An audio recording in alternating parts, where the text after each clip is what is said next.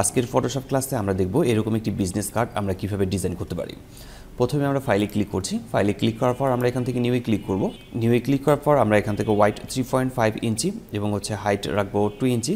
Resolution আমরা ঠিক করব 300 এবং কালার মোড আমরা এখান থেকে রাখছি 8 GB। দেন আমরা ওকে লেখা দিয়ে ক্লিক করলে একটি ব্ল্যাঙ্ক ডকুমেন্ট পাবো। আমরা একটু জুম করে নিচ্ছি। এরপর আমরা এখান থেকে রেক্ট্যাঙ্গেল টুল সিলেক্ট করব। আমরা রেক্ট্যাঙ্গেল টুল সিলেক্ট করার পর রেক্ট্যাঙ্গেলের কালার আমরা এখান থেকে রাখছি রেড কালার। আপনারা চাইলে যে কোনো কালার রাখতে পারেন। এখান থেকে ড্র্যাগ করে আমরা এই পর্যন্ত ড্র্যাগ করে নেব। ঠিক এই পর্যন্ত আমি ড্র্যাগ করে নিচ্ছি। এরপর কন্ট্রোল টি প্রেস করে ফ্রি ট্রান্সফর্ম টুল সিলেক্ট করব এবং সব দিকে এরিয়াগুলোকে ঠিক রাখবো। এই দিকে এবং এই কর্নারেও জুম করে নেওয়ার পর এরিয়াটাকে ঠিক করে নিতে হবে। দেন আমরা জুম আউট করে নিচ্ছি। এরপর চেক মার্কে ক্লিক করছি। এরপর আমরা এখান থেকে ডিরেক্ট সিলেকশন টুল সিলেক্ট করব। ডিরেক্ট সিলেকশন টুল সিলেক্ট করার পর আমরা এই শেপটাতে একটা ক্লিক করব। ক্লিক করার পর আমরা এখান থেকে ড্র্যাগ করে ধরে ঠিক এই পর্যন্ত ড্র্যাগ করে নেব। শিফট প্রেস করে আমরা ঠিক এই পর্যন্ত কর্নারটিকে ড্র্যাগ করে নেব। এরপর আমরা আবারও ফাঁকা জায়গায় ক্লিক করছি। এরপর আমরা আবারও একটি রেক্ট্যাঙ্গেল নিচ্ছি। রেক্ট্যাঙ্গেলের কালার আমরা রেড কালার রাখবো। এবার রেক্ট্যাঙ্গেলটিকে এখান থেকে সিলেক্ট করে ঠিক এই পর্যন্ত ড্র্যাগ করে আমরা ড্রয়িং করে নেব। এই পর্যন্ত ড্র্যাগ করে নেওয়ার পর আমরা এখান থেকে ডিরেক্ট সিলেকশন টুল ব্যবহার করছি। ডিরেক্ট সিলেকশন টুল সিলেক্ট করার পর এই কর্নারে একবারে ক্লিক করব। এই কর্নারটিকে এবার আমরা ড্র্যাগ করে ধরব। শিফট প্রেস করে ধরে এই পর্যন্ত নিয়ে আসব। এই পর্যন্ত রাখবো। কন্ট্রোল টি প্রেস করে ফ্রি ট্রান্সফর্ম টুল সিলেক্ট করব। একটু বড় করে নেব। আমি একটু বড় করে নিচ্ছি। চেক মার্কে ক্লিক করছি। এরপর উপরের এই শেপটিকে কন্ট্রোল টি প্রেস করে ফ্রি ট্রান্সফর্ম টুল সিলেক্ট করে একটু বড় করে নেব। দেন চেক মার্কে ক্লিক করব। এই শেপটাকে ক্লিক করব। এই শেপটাকে ক্লিক করার পর কন্ট্রোল টি প্রেস করে ফ্রি ট্রান্সফর্ম টুল সিলেক্ট করছি। এরপর আমরা একটু নিচের দিকে নামিয়ে নিচ্ছি। এরপর চেক মার্কে ক্লিক করব। আমরা এরপর আবারও একটি রেক্ট্যাঙ্গেল টুল নেব। রেক্ট্যাঙ্গেল টুল নেওয়ার পর এখান থেকে শুরু করব। ড্রয়িং করে আমরা এই পর্যন্ত ড্রয়িং করে নেব। নিচ পর্যন্ত ড্রয়িং করে নিতে হবে। এরপর এর কালারটিকে আমরা শেপ ফিলে ক্লিক করে এর কালারটিকে আমরা এখান থেকে রাখবো হোয়াইট কালার।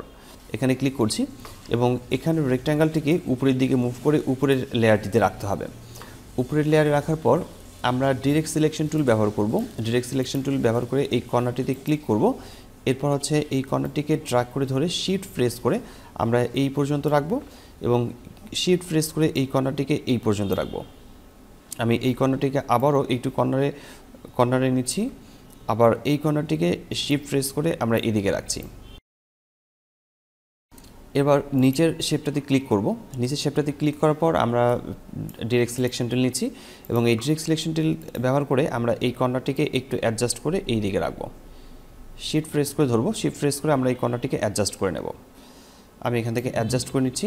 দেন ওকে, আমাদের এখানে শেপগুলো তৈরি হয়েছে। উপরের এই শেপটাতে ক্লিক করে কন্ট্রোল টি প্রেস করছি। কন্ট্রোল টি প্রেস করে আমরা নিচের দিকে একটু নামিয়ে নেব। নিচের দিকে নামিয়ে নিচ্ছি। চেক মার্কে ক্লিক করছি।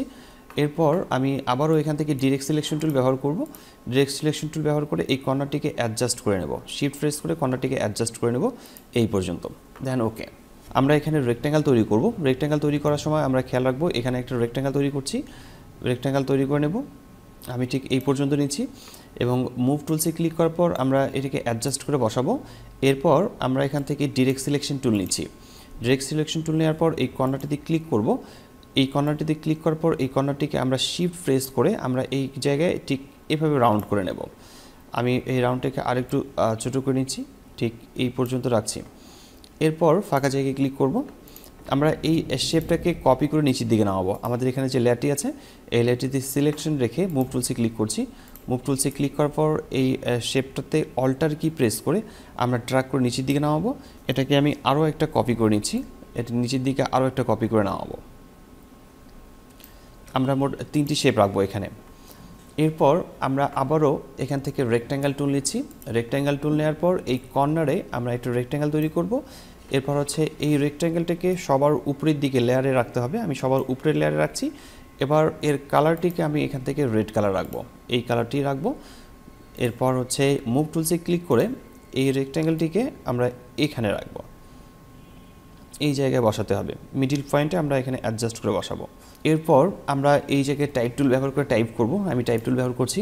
টাইপ টুলে ক্লিক করার পর আমরা ফন্ট কালার আমরা এখান থেকে হোয়াইট কালার রাখছি। হোয়াইট কালার রাখার পর আমরা এখানে টাইপ করব। আমরা এই লেখাটিকে অ্যাডজাস্ট করে বসাবো। মুভ টুলসে ক্লিক করছি, মুভ টুলসে ক্লিক করার পর এই লেখাটিকে অ্যাডজাস্ট করে বসাবো। এবার টাইপ টুল সিলেক্ট করার পর আমরা এখান থেকে টাইপ টুল সিলেক্ট করে ফন্ট সাইজ ছোটো করে নিচ্ছি।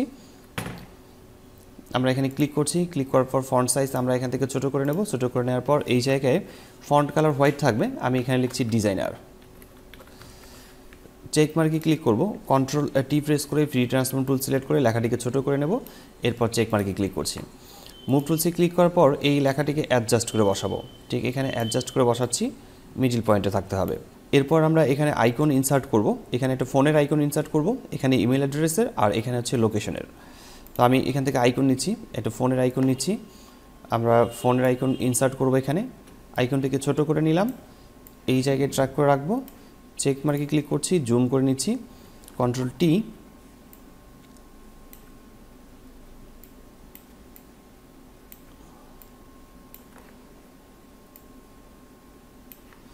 চেক মার্কে ক্লিক করব। এই আইকনের কালারটিকে আমরা এখান থেকে হোয়াইট কালার রাখবো। আমি এখান থেকে হোয়াইট কালার করছি।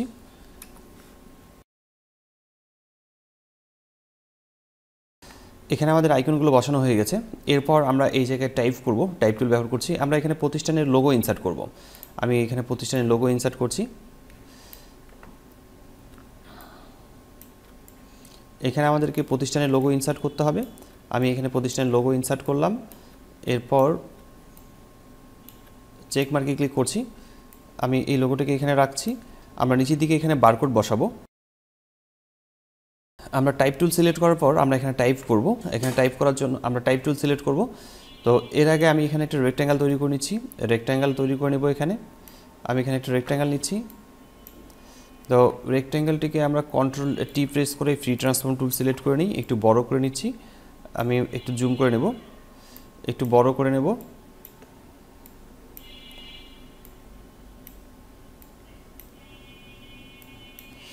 চেক মার্কে ক্লিক করছি।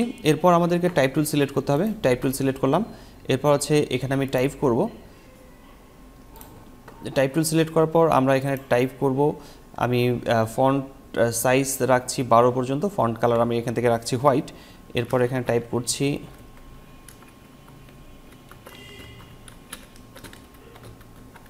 তারেক একাডেমি লিখলাম। চেক মার্কে ক্লিক করছি, কন্ট্রোল টি ফ্রি ট্রান্সফর্ম টুল ব্যবহার করব এবং লেখাটিকে আমি এখানে বসাবো, ঠিক এই জায়গায় থাকবে। চেক মার্কে ক্লিক করছি, মুভ টুল ব্যবহার করে আমি এই লেখাটিকে একটু উপরের দিকে রাখবো। মুভ টুলস ব্যবহার করে আমি একটু উপরের দিকে রাখছি, অ্যাডজাস্ট করে বসাবো। এরপর নিচের দিকে আমরা আবার টাইপ টুল সিলেক্ট করছি, ফন্ট কালার আমরা এখানে ক্লিক করব। এখানে ক্লিক করার পর ফন্ট কালার আমরা এখান থেকে রাখছি ব্ল্যাক কালার। ব্ল্যাক কালার রাখার পর আমরা এখানে টাইপ করছি ফটোশপ টিউটোরিয়াল।